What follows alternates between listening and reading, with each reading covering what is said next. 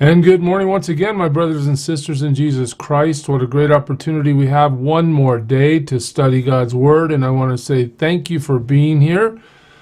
Today we find ourselves in Mark chapter 2, and as we progress through Mark's Gospel, we're going to see something escalate, and that's simply the opposition against Jesus' ministry is going to continue to escalate from here all the way to the cross.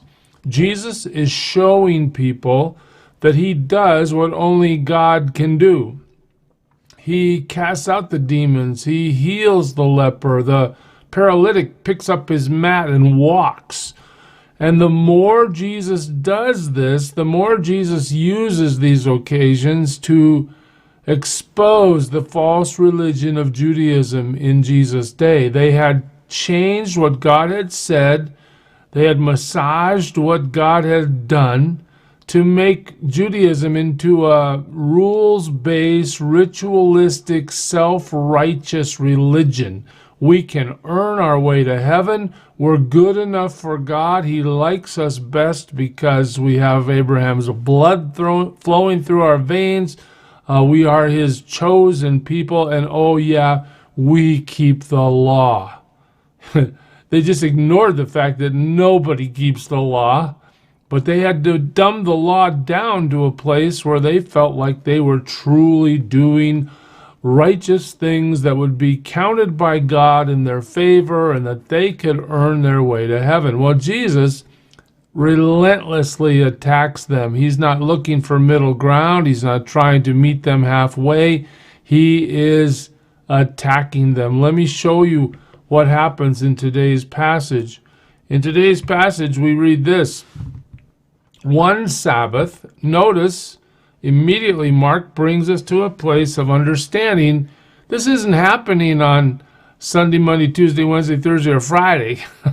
This is happening on Saturday, the Sabbath, the Jewish Sabbath. Why is that so important? Because the religious elite of Jesus' day had brought the whole nation to a false understanding that on the Sabbath there were rules that had to be kept.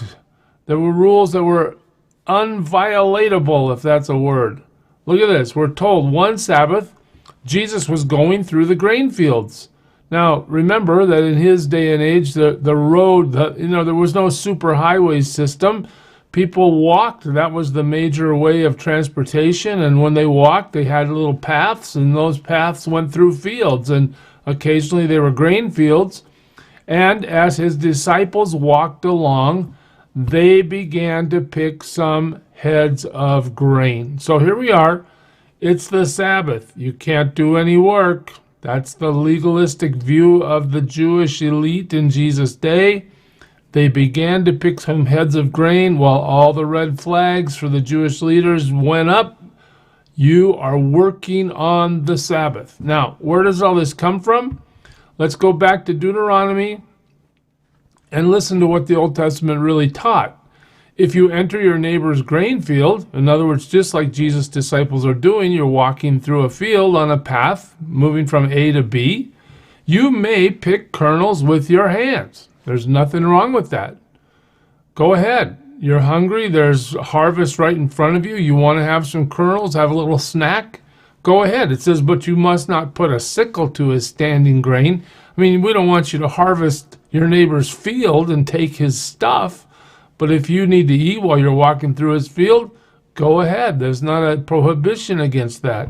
Well, the Pharisees, back to Mark 2, they say to Jesus, look, why are they doing what is unlawful on the Sabbath? There is the issue. You guys are violating the Sabbath. You're working. Well, how does Jesus answer that? Listen to this. And he answered, have you never read? And before we move past this, you got to get this.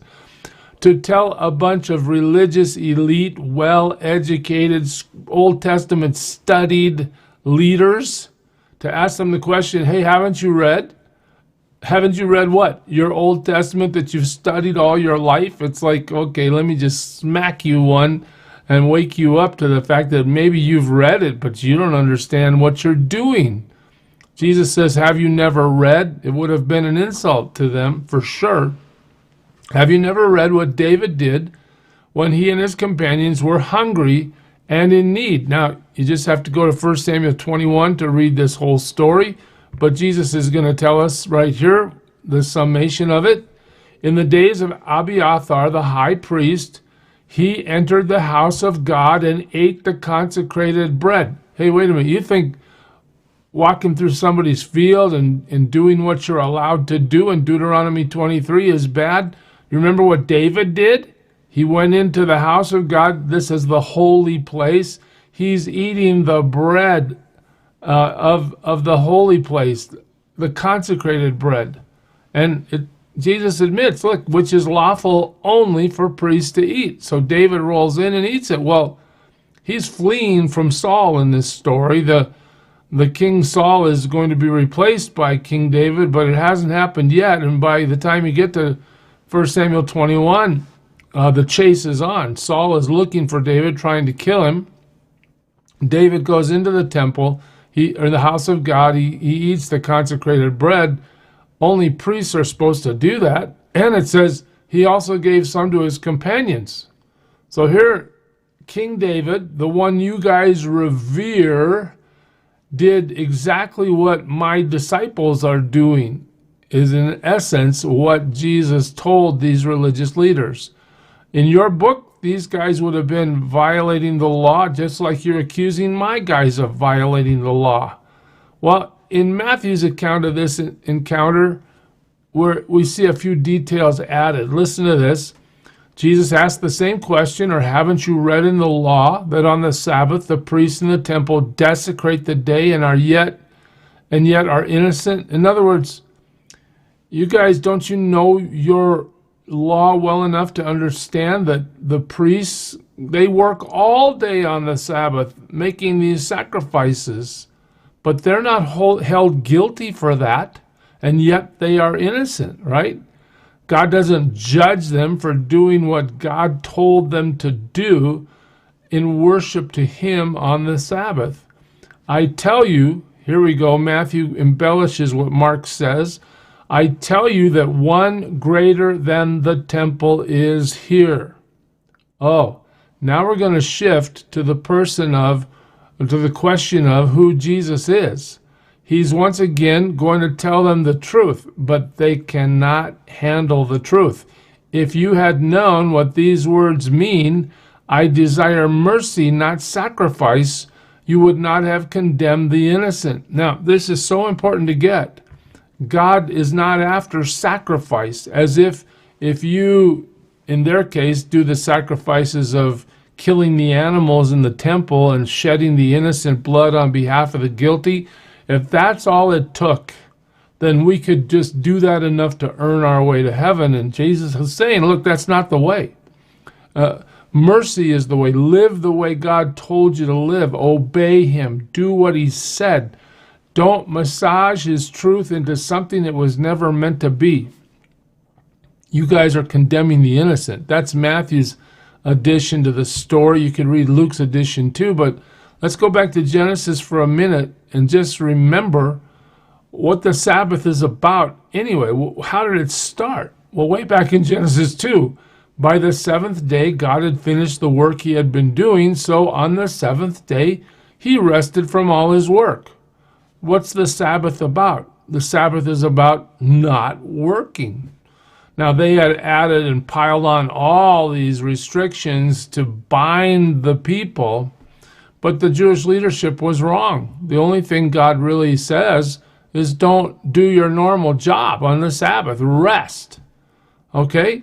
It's very interesting. And God blessed the seventh day and made it holy because on it He rested from all the work of creating that He had done. That's what the Sabbath is about. That's the point. God says, look, rest. Rest. That's all. There's no prohibition from doing anything. It's just that you're not supposed to do your normal job.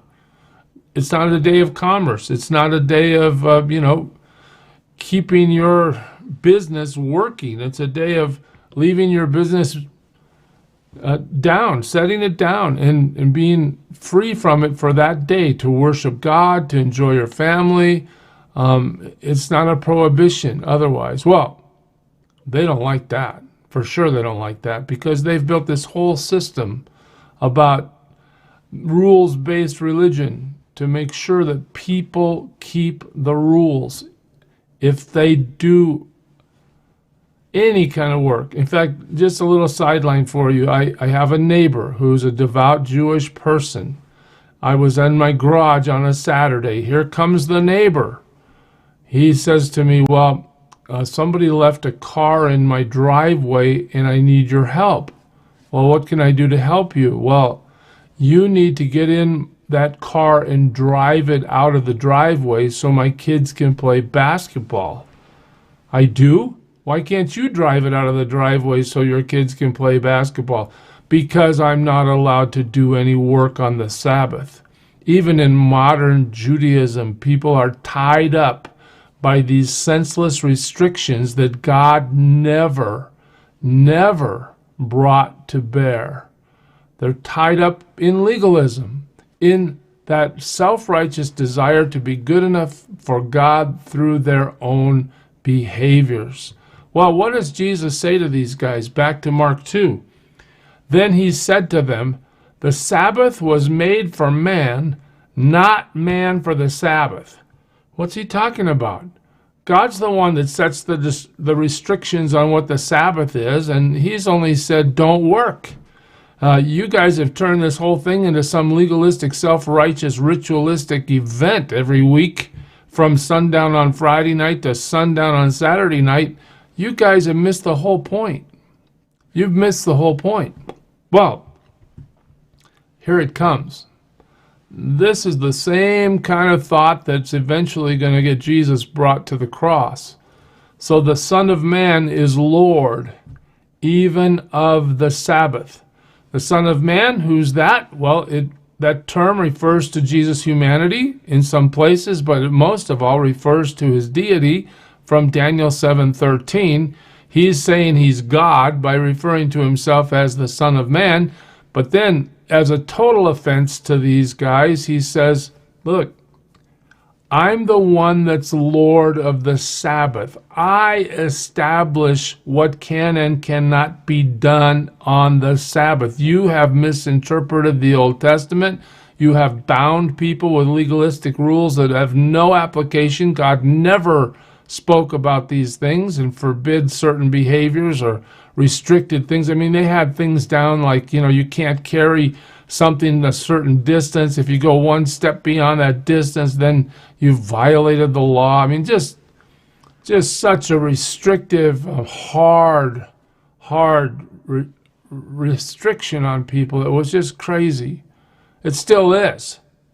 But in the end, Jesus says, look, you guys think you get to define the Sabbath? I'm the one that defines the Sabbath because I'm God. You want to make some guys mad? Tell the religious leadership that you're God and that you get to control this most holy day that they have built their whole ritualistic system around. See what happens. Well, I'll take you to John's Gospel to help you understand the response. For this reason, the Jews tried all the harder to kill him. Not only was he breaking the Sabbath, this is when he healed the man by the pool of Bethesda who had been laying there for 38 years. He just said, get up, take up your mat and go home. Well, they didn't care about the miracle. What did they want? They wanted to try harder to kill Jesus because he's breaking the Sabbath. He did it on the Sabbath in John 5 as well. But he was even calling God his own Father, making himself equal with God. They understood exactly what Jesus was saying, and instead of evaluating his claim that he's God, after all, he is doing what only God can do. Instead of yielding to him and surrendering to him, worshiping him as the Messiah, they tried all the harder to kill him. A little farther into John, some of the Pharisees said, this man is not from God, for he does not keep the Sabbath. In other words, the Messiah would be one who yielded to the rules that we've made up. But others asked, how can a sinner do such miraculous signs? And so they were divided. This is one of the central issues that takes Jesus to the cross. Who do you think you are? Well, Jesus is clear about who he is. I am Lord of the Sabbath. Go further on in the New Testament, you find that Jesus is the creator and sustainer of life, that Jesus is the author of creation, that Jesus is the one that is the Lord of the Sabbath, Lord of all. But the religious leadership of Jesus' day cannot see it. Their goal is to bind people up by restrictive laws that God never commanded. So we end today in Matthew's Gospel in chapter 11, when Jesus says, come to me, all you who are weary and burdened, and I will give you rest. What is this talking about? Like, oh, you haven't been sleeping well, and if you come to Jesus, he's going to give you rest. You're going to be able to take a nap. What is this talking about? This is talking about, I will unburden you from that religious system that requires you to be a slave to those laws, to those rules, to those restrictions. Instead, if you come to me, you'll experience salvation. I'll give you rest from that idea that you have to be good enough for God. You come to God through faith, through Jesus Christ. You can rest that your salvation is secure because of what he's done. You don't have to earn it, because God gives it freely through his grace to all who believe, to those who follow him. That's the point of Matthew 11:28. And for us, church, we can look at this today and say, the Lord is the Lord of the Sabbath. As he declares it, we will see the conflict escalate. But for today, we'll serve him by acknowledging who he is and doing our very best in the power of his Spirit to obey all that he's commanded. I pray that you serve him well today, church. God bless you.